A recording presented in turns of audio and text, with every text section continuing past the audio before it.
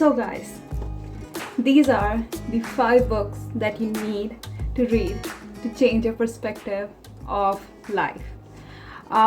These books doesn't follow like any particular theme to it, but they will make you question about life related things, whether it be technology, whether it be philosophy, whether it be the real life events that happen. And it really would make you question about what privileges do you have and what could actually happen in future, and it will just change your mind. So I think these are the best 5 picks I have read. So let's get started.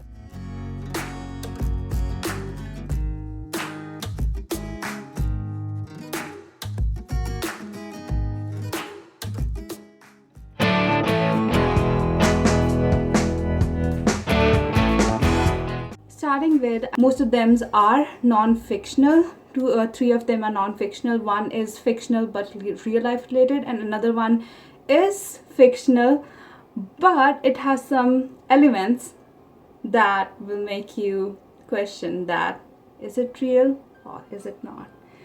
So let's get started with the first book of our book review. Let's get started.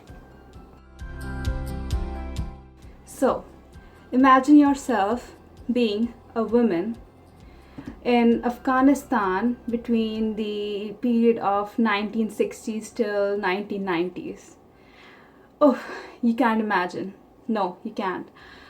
This is the book showing 3 generations of women in Afghan women who actually survived the war, and there's a certain connection that relates to these characters between them. So there are mainly 2 protagonists and 1 antagonist, female antagonist. So the first protagonist is Maryam, whose story the book starts with, and the other protagonist is Laila, which almost have like a 1 generation gap between Maryam and Laila. And there's a bond. First of all, it seems like in an era where there's so much hatred going on, so much war going on, there can't be a bond, right? There can't be any love, but there is. They find love, they find hope, they find a certain relationship, which first was like a sister relationship, but then it transformed into mother-daughter duo. And oh my god, it's like the best book. It is really based on true life events that actually happened in Afghanistan when in 1960s Taliban took over Afghanistan, and how people suffered. Their women's rights were affected a lot. Women were not allowed to go outside, they were not allowed to go to school, they were not allowed to pursue any education, they were not allowed to go outside without any any person, like a male person, to accompany them, and they didn't have any rights. Really executed for doing something that might be big but might be smallest as possible. And you will see in the end of the book, Maryam goes through something like that, and she something happens with her that make us question that what if we were in place of her, right? What would we have done? So now let's talk about a little bit of the plot of this book. I'm gonna quickly go through the plot of this, and I'm not gonna, of course, reveal the end. So this book is mostly based in, of course, 1960s to 1990s. Although it shows a little bit of life before 1960s, the life of Maryam. And Maryam is a illegitimate child of a very, very rich businessman. She had like a fight with her mother, and then she went to her father. She slept outside the whole night. Outside her father's house, and then she came to know that her mother died. So her father chooses to and her father's two wives didn't accept Maryam. They said like, okay, let marry her, right? Marry someone like far away. And she's only 15 years old when she got married to like a shoemaker. And that shoemaker is I think so is Rashid, and he is a really bad person, and he is like in his 50s. He's old, he has a belly, he is the worst character that you could actually see. And it goes forward with the fact that in the neighborhood the Laila is born, and there's like a one generation gap between Maryam and Laila. Then the Laila, she's born, she's raised in a good household. Laila's two brothers, they actually go into the war and they never return. They die in the war against Taliban. And Laila is actually really intelligent and really beautiful girl. She has green eyes, and she has that intellectual ability to her. And she also have like a lover or a best friend, that's name is Tariq. And the end moment when they decide that the Taliban was coming close to the Kabul Afghans capital where they lived, they decided to go and leave to Pakistan with their mother and father. And they were actually gonna go, she was working outside her house, and the house actually got bombed. She suffered a little bit of hearing loss and a little bit of bruises, but her mother and father died. And Tariq also didn't survive beforehand when he tried to go to Pakistan. That was so called, his friend told Laila about that. But in the end, we know that Tariq came back.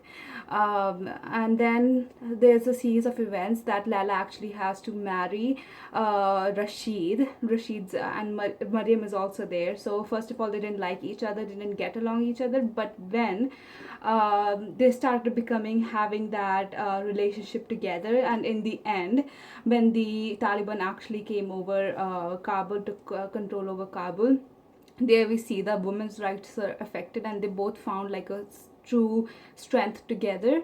And then we have to see in the end, like, will they escape, like will they try to escape this misery of violence, of this oppression?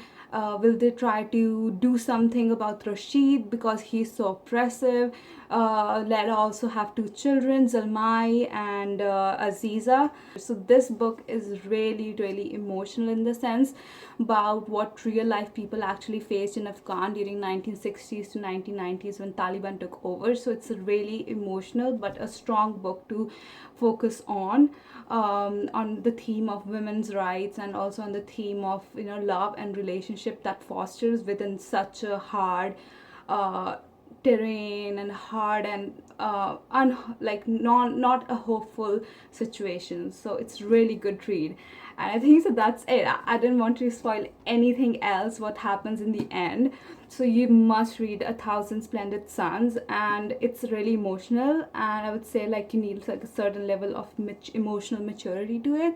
And there's some trigger warning in it, so just be careful before you read it. So here comes the second book.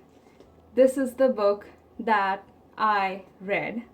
Picture something like you have like an artificial intelligent human looking with skin robot in your domestic sphere, in a domestic space. And that robot is actually becoming more human and human, but there's still a line between being human and being robot. The robot is trying to become more self-aware of the surroundings and the events that's happening around them. And this is the book, Machines Like Me by McEwan. I would start with something like, it's based in around 1950s to 1980s, and it's based like in a era where we could have those technological advancements. And this book is actually saying that the robots that was made was actually the idea of Alan Turing, the Enigma person who decoded the Enigma, right? And he actually did suicide in 1950s, but this book shows what would have happened if he didn't. What if he went through 1960s and 1970s, right? And he did suicide in an early age. So this is what the Alan Turing would have done. He made like a really conscious human-like robot. The protagonist of this book, that is Charlie, and he is he's like a stock market person who likes to work in technology and stuff, and he knows a really good amount of stuff technology that's going on, and he inherited some money from his mother's side, and the first thing he did was to buy the Adam. There's like an Adam and there's Eve robots, right? So he purchased an Adam one from the money that he got from his mother's side, and he thought like, oh, that's a cool idea, but it wasn't. So if you go through the book, Adam actually started becoming conscious about his feelings, about his surroundings. He started to think like a human. He started to feel like a human. He started to eat or like feel like a real human. But there's still a gap between the human-like consciousness and the robot-like consciousness. And Charlie also has a lover, Miranda, that lives upstairs, and she's 10 years younger than her, and she's also a student. And there's a secret about Miranda, which I was trying to I was reading through this and I was like, oh, what's the secret, what's the secret? Then Adam actually knows the Miranda's secret. So Miranda and Charlie was in a relationship, but there was like an affair with Adam. So Adam actually got feelings for Miranda, and he always said like, oh, I'm in love with Miranda, to tell Charlie. And Charlie was first of all really mad at him, and he actually tried to activate his kill switch because he was so mad with him because of his consciousness, and kind of become jealous about why does Miranda like him more. So he tried to kill him through the kill switch, and he actually broke Charlie's hand and said, you would never kill me through the kill switch, you would never. So that was the point in which there was an actual violence that happened. And if we go through that, and it would be like around the world, Alan Turing realized that the Adams and Eves were actually seeing the things in the world. So Alan Turing started with the fact that these machines, AI technology, was made in the fact of beating chess people, beating masterminds of chess, in that kind of games where they had hard and fast rules. There wasn't a closed system, right? You know the rules and you know how to win. There were several techniques to win. But when these machines, AI technology, was introduced into an open system, like real life, where there was suffering, there were people who were dying, there were people who were in poverty, the machine couldn't take it. They were more self-aware in the fact. And there was 5 Eves, I think so, that was in Riyadh, and who was bought by an Arab man, and he and those, I think so, 2 Eves, they actually killed themselves, and they tried to go internally into their software to actually find their own kill switch. First of all, they deactivated the kill switch, and they internally they killed themselves. So in the end, the question is that what if there was actually Adams and Eves in our own household, in our own earth space, in our own social space? What would have happened? Would they be more social aware than us? What would happen? There's that kind of excitement, what will happen in the end? What would Adam in this book, which is with Charlie, would do? Would he kill himself? Would he see at the suffering, and would he kill Charlie? Would he marry Midwan? I don't know. What will happen to that love, to the self-awareness? And there's a really big questionable about, if we make that AI technology on the base of human conception, would there be a difference between that human consciousness and that AI consciousness, or would it be like a mergence of those AI and human consciousness? So it's a really good book to read. It's again Machines Like Me by Ian McEwan. So the people like me who love to be an astrophysicist would love this book. Astrophysics of People in Hurry by Neil deGrasse Tyson. My favorite astrophysicist, and his jokes, Chef's kiss. So let me start with this book. I got this book as a birthday gift, and it's 100 pages book, which is too small to actually condense the information about astrophysics, about the whole billion trillion years the universe have been in existence till right now, and to just condense it in 100 pages. And he did the job. Okay.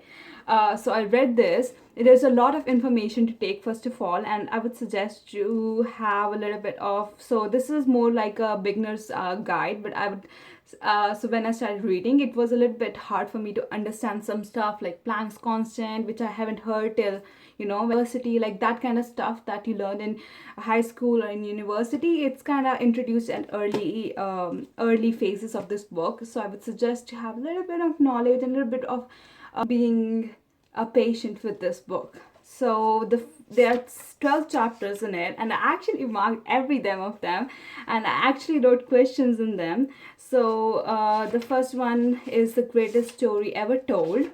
It actually has stuff like including Einstein's general theory of relativity, which has become so much common and so much understandable throughout the years. And here's the time interval that he goes through, that the Planck era he calls, that the interval of time from t equals to 0 up to t equals to 10 to the raised to power negative 43 seconds. So he actually tells like what happens from the start of that time, goes through like those segments. So it says a trillionth of a second has passed since the beginning. Second chapter comes is the on earth as in heavens. So there's a really, and throughout the book there's really the analogies and the comparison between the biblical allusions. It talks about universal laws. So it was about Newton's law of gravitation, and how there needs to be a little bit of change. That change happened when Einstein introduced his own theories. That changed a little bit of Newton's law of gravitation. Then we had big G, that helps to figure out like G equals to m1 by m2 by r squared, that kind of stuff, to get the gravitational force between two space objects, right? Then we have speed of light, c, then we have conservation laws and that kind of stuff. The best thing about this chapter, and there's a really good analogy that I would like to read and I would like to quote. Knowledge of physics laws in some cases give you the confidence to confront surly people. A few years ago, I was having a hot cocoa nightcap at a dessert shop in Pasadena, California. Ordered it with whipped cream, of course. When it arrived at the table, I saw no trace of the stuff. After I told the waiter that my cocoa had no whipped cream, he asserted I couldn't see it because it sank to the bottom. Bro, you're talking to an astrophysicist. So, but whipped cream has low density and floats on all liquids that humans consume, so I ordered the waiter two possible explanations. Either somebody forgot to add the whipped cream to my hot cocoa, or the universal laws of physics were different in this restaurant. So throughout the book, I found a really good story. So here's the story of Sagittarius dwarf, in which there is a cool story about that. So I would quote him, the Milky Way engaged in at least one act of cannibalism in the last billion years when it consumed a dwarf galaxy whose flayed remains can be seen as a stream of stars orbiting the galactic center beyond the stars of the constellation Sagittarius. The system is called the Sagittarius dwarf, but should probably have been called or named Lunch and co. So there's all way going through. So we have all way going through dark matter, dark matter, and dark energy. I wouldn't spoil it for you. Read this book and read dark matter and energy. It's one of the most interesting things we haven't heard in high school or we might hear it in university, right? But not before in life about dark matter and dark energy, which still research is going on. But read that, and in the end, in the 12th part, the 12th lesson, reflections on the cosmic perspective, goes through all of the kind of summary, I would say, like of the astrophysics, like reflection of what he wrote before. It's about that we might not be of this earth as well. And he gives us two to three reasons why. And you should read that. Like, you should read that. I haven't spoiled that. Most of the times our mindset is only limited to earth and our surroundings and the events that actually happen with us. But once when we take like a little bit break from our stressful life, we can actually think that it's not, we have a wide variety of things going on around us, around the universe. If you look up, there's a vast universe that's in front of us, and we don't even know about it. We don't even know how it started, how it will end. And question your own knowledge that you have been taught. So Neil deGrasse Tyson is always a person to look to if you want to find if you want to question your own knowledge, if you want to learn something new that you haven't learned before, and to look into the knowledge, look into the information, look into your consciousness in a different way. And with that added humor, he makes everything fun and everything chef's kiss. Yeah, that's it. These were the books that actually makes you question about about the future of technology. There is that astrophysicist in you that really wants to learn 1 trillion years of existence of universe in just 100 pages. I know you do. So you should read. So like, find something like I would suggest to read these books, as they really made me question. And I will actually show you, it's not right to actually write in your book, but I love to write in the books that I own, because it actually makes me remember that experience, the present experience that I have while currently reading the book. And when I go over those books again, I will go through that experience again, because I wrote those questions. So I don't know what to suggest. I love those books, but let me know and let's comment in the bottom which books did you like, which books did you read, and which books do you suggest me to read, so that I can also read and maybe give a review. So let me know. Bye guys. So see ya. For the remaining 2 books, I will continue in a second video that I will make and upload as soon as possible. So thank you for watching the 3 books that I reviewed, and have a great day.